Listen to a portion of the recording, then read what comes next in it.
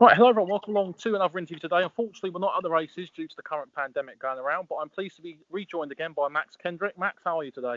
Hi, hello everyone, happy Easter. All good, thank you. Hope everyone's safe. I mean, to start things off, Max, during this current pandemic going around, what's life been like for you without no racing at the moment? A bit depressing. But I suppose worse things are happening, in the world at the moment. So you just got to stay positive. It will return, and we've got to do what we're told. And but meanwhile, horses have still got to be cared for. I'm still riding out and still, mucking in and all that sort of stuff. So, your horses have still got to be cared for. So, the show doesn't stop in that respect. But obviously, we haven't got an aim at the moment. There's no targets being set because we don't know when we'll be back. But hopefully, we'll be back in July. And so see how it goes. So the whole point of today's call is to talk about your career growing up and how you got to where you are. So starting things off, did you grow up around horses? Was you a horse person from a young age? Yeah. So from a very young age, I probably I can't remember my first time I sat on a horse, like at what age I was, but I was very young, small anyway, 3 or 4 maybe. And pony club, then went on to pony race, and then pointing, and eventually wound up riding under rules. So that was kind of the avenue I took into it all. So parents both hunted, they own race horses, so that's the route that I went down. So yeah. So in terms of you're obviously a jockey now, but can you remember a first racing memory growing up as a kid? A race that you watched or a particular event that happened? Yeah, it would be the national. When we all used to do a sweepstake and all that. I remember being around my auntie's house and being very upset that my horse didn't win.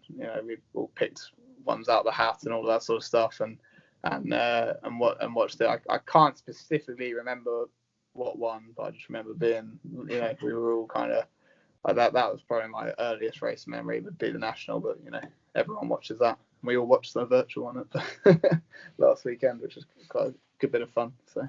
What did you make of the virtual Grand National? Just quickly on that topic, was it something? What did you make of that? Obviously, there's no national this year. So, what was your opinions on the virtual version this year? It's better than nothing, isn't it? And it was great that they raised so much money for all those NHS workers that are working so hard. But yeah, look, it was all a bit of. I thought the Twitter was great.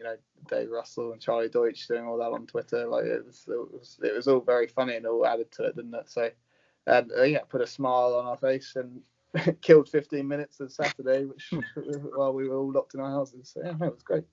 So going back to your younger days as potentially getting to a jockey, who were your racing idols growing up? Of course, we had the likes of Ruby Walsh and AP McCoy at the time, and a couple of good jockeys too. But was anyone else or any particular jockey you thought was when you looked up? When I was growing up, I mean, it would probably be it would definitely be those two. But they're the ones that you look to. They were obviously the whole way through their career. They were massive, and I suppose as well, like they would be kind of at the time the only jockeys really with books out and things like that. You'd watch them anyway, but you'd read the books, and like I was obsessed with Corto Star.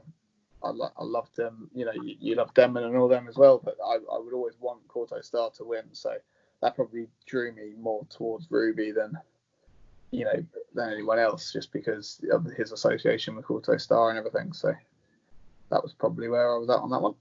So in terms of a jockey's career, you usually hear of a jockey towards their career. They always look back on one or two horses who, for them, have really propelled their career. I mean, looking at your mentioning on Twitter a couple of weeks ago, you mentioned New Alco and Court Red Handed. Court Red Handed, you got round on the national course on him in 2014 in the Fox Hunters. What was he like to ride, particularly in that day as well? Yeah, no, he was brilliant that day. He was awesome. Put a smile on my face anyway. I've only ever had 2 experiences of riding around there.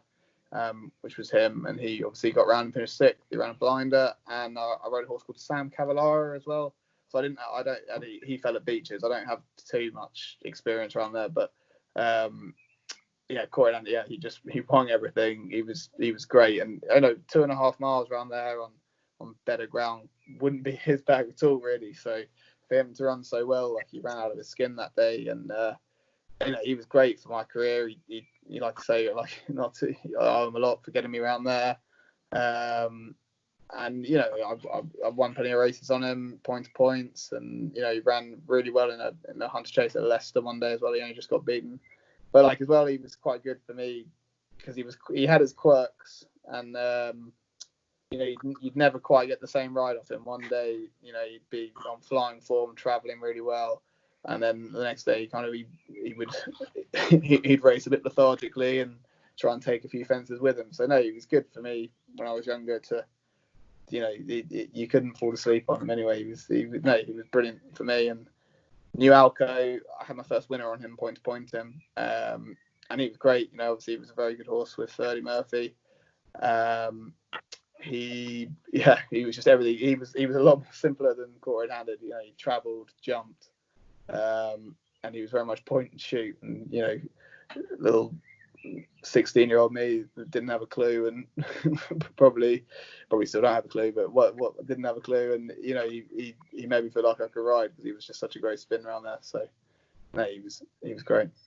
So in terms of where you are at the moment, you're based with Graham McPherson at the moment. How long have you been with him, and what's that been like as well? Because I see you ride out Fergal O'Brien, you've ridden for him too, but what's it like with being based with Graham McPherson at the moment? Yeah, Graham's great. It's a great setup. Obviously at the moment not a whole lot's going on, but he's been great. Hopefully when we do eventually get going, there'll be plenty of winnings to be had. But he's got a nice young crop in there. He's been great to me, and you know, he's very approachable. Any queries I have about riding or anything, you know, he's very approachable in that way, and you know, he's very good to have a good rapport with, which is important. You know, and yeah, well, hopefully we're kind of all itching to get going a bit because it's all. I think next year hopefully he should have a good year, and no, he's been great. So. And just finally, before I'll let you go, in terms of your season last season, you mentioned to me at Warwick it was your best season so far. You're down to a £3 claim now. I mean, looking towards next season, is the aim to ride out your claim before hopefully going on to bigger and better things? Yeah, look, we're just gonna make a big. Try. Yeah, that's obviously the aim of the game, isn't it? And ride some nicer winners and just keep going and keep trying to improve. You know, you're always learning and trying new things and stuff. So you know, I think you know to put like a number on winners sometimes that you can sometimes because you don't know quite what's going to happen injury wise or a pandemic. So. I think, as long as I feel like, you know, you set goals that you can control, like how you do ride, you know, things like that, you know, technically and keep your fitness up and all that sort of stuff. But I think that control the controllables. You can't necessarily control things that are going on now. And so, that would be the aim. But like, obviously, the ambition is to get rid of the claim. So down to the 3. So just keep a head down and keep working away. Max, that's brilliant. Thanks for joining me. I'm really grateful for it. I'll just end this recording now. And then anytime.